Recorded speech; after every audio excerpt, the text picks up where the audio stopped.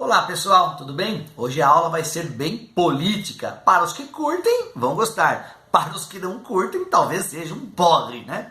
Porque vamos falar de liberalismo, de anarquismo, de socialismo, de comunismo. Muito bem?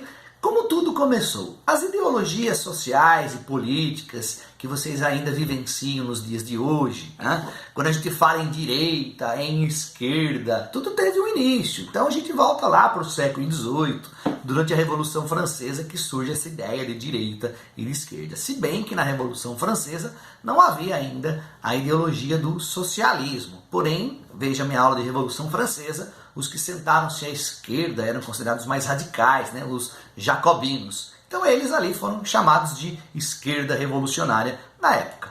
Mas o socialismo mesmo, ele surge somente no século XIX. Muito bem.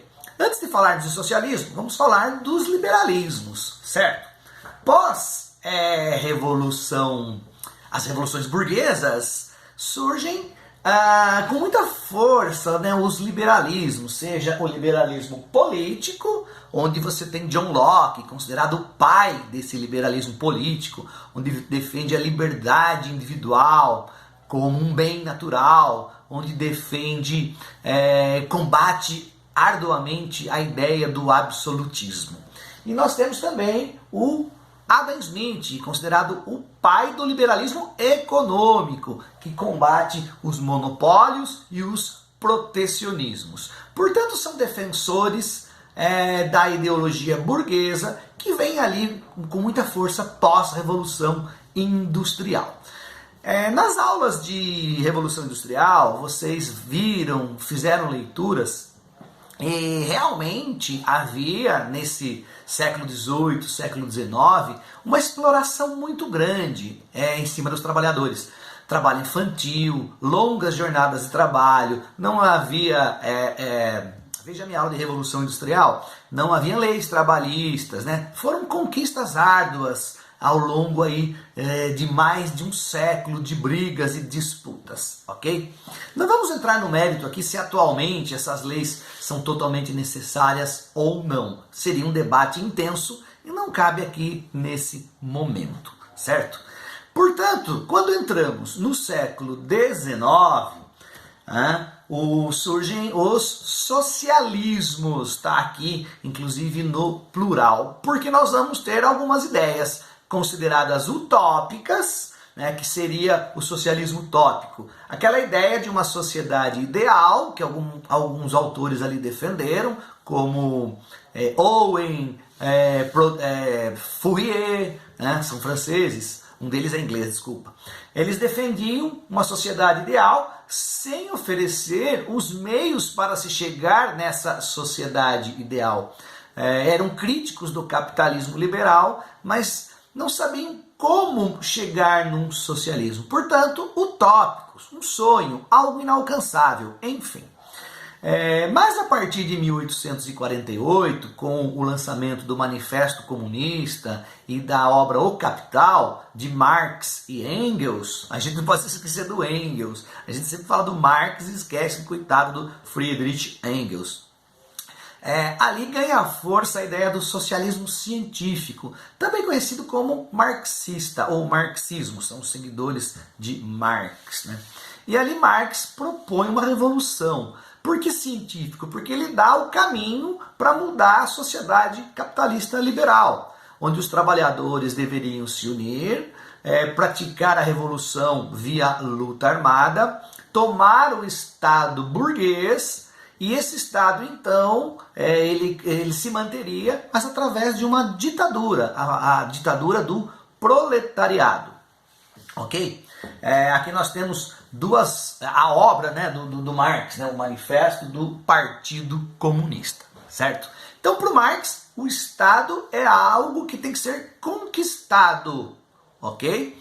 Seria o estágio transitório do socialismo, né, que seria o estágio transitório, para depois chegar num comunismo. Pois bem, todas as tentativas revolucionárias no modelo de Marx, Rússia, China, Coreia do Norte, Cuba, nunca se chegou realmente num comunismo. tá?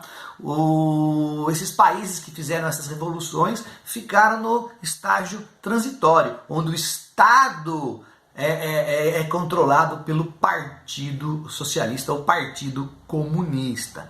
Talvez Cuba tenha chegado mais próximo do comunismo, mas não deixa de ser uma ditadura que matou muita gente inocente. Tem que ser falado isso e não escondido, obviamente, tá? Muito bem.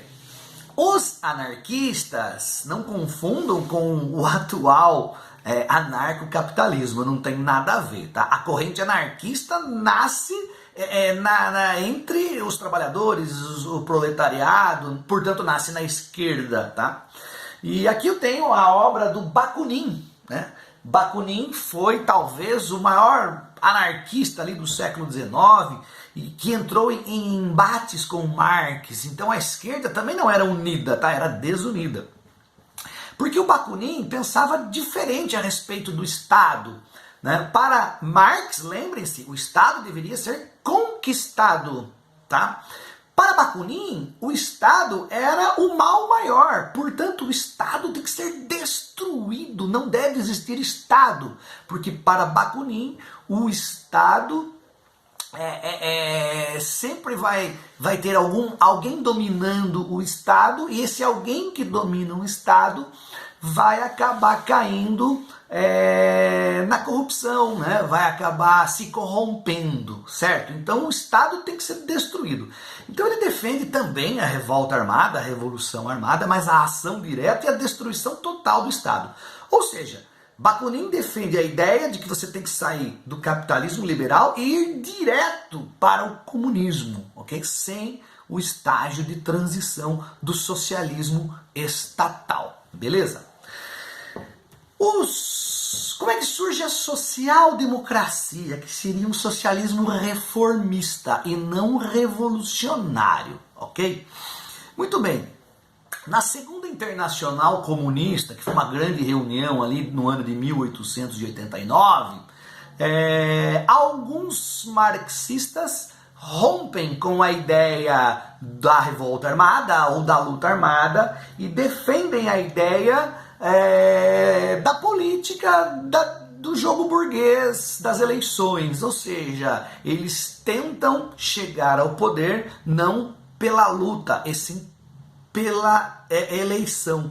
Se eles conseguissem eleger seus representantes, aí sim eles modificariam o Estado paulatinamente, tá? As ideias de Marx seriam colocadas de uma forma vagarosa. Ao longo do tempo o Estado se transformaria num socialismo e posteriormente num comunismo.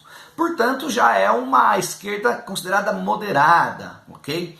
Os filhos dessa esquerda moderada são os sociais-democratas, certo? Que não abandonaram as ideias marxistas, mas não são radicais e revolucionários a ponto de pegarem em armas, né? Beleza? E aí nós vamos ter também o socialismo cristão, onde o próprio Papa, através de uma bula papal, de um documento papal, da sua encíclica, ele critica os capitalistas liberais, acusando-os de serem acumuladores de riqueza, acusando-os de serem buscarem a riqueza a qualquer custo.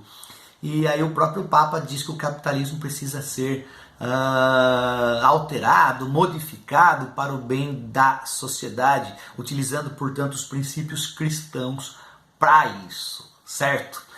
Beleza, gente, essa aula ela é complexa, isso aqui é apenas uma síntese, eu não diria nem que é um resumo, e você deve fazer as leituras.